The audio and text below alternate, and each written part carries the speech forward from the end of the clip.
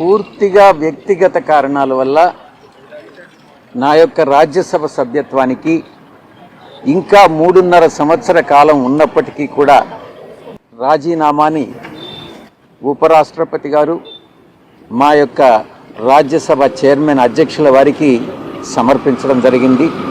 ఆయన ఆ రాజీనామాను ఆమోదించడం కూడా జరిగింది. పూర్తిగా వ్యక్తిగత కారణాల వల్ల రాజీనామా మాత్రమే కాదు, రాజకీయాల నుంచి కూడా తప్పుకోవాలన్నటువంటి నిర్ణయాన్ని తీసుకోవడం జరిగింది.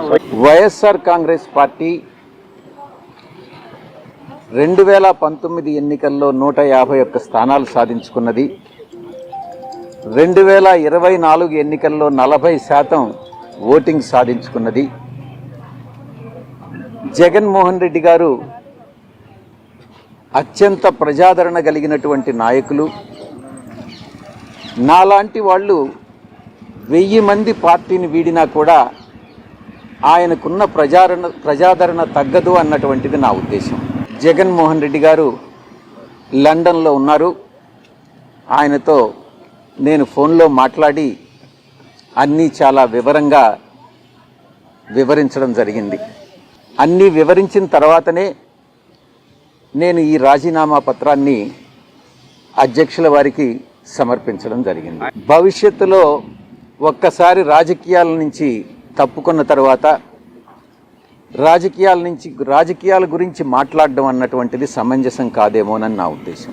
నా సుదీర్ఘ రాజకీయ జీవితంలో నాకు తెలిసి నేను ఏ రోజు అబద్ధాలు చెప్పలేదు. ఒక హిందూ ధర్మాన్ని నమ్మినటువంటి వ్యక్తిగా, వెంకటేశ్వర స్వామిని నమ్ముకున్నటువంటి వ్యక్తిగా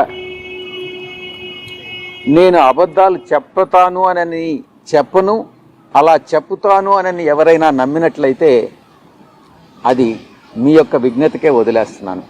ఈరోజు కాదు, 4 దశాబ్దాలుగా 3 తరాలుగా రాజారెడ్డి గారి దగ్గర నుంచి, రాజశేఖర రెడ్డి గారి నుంచి ఈరోజు జగన్మోహన్ రెడ్డి గారి వరకు 3 తరాలుగా ఆ కుటుంబంతో సన్నిహిత సంబంధాలు ఉన్నటువంటి వ్యక్తిగా నేను ఒక్కటే చెప్తా ఉన్నాను.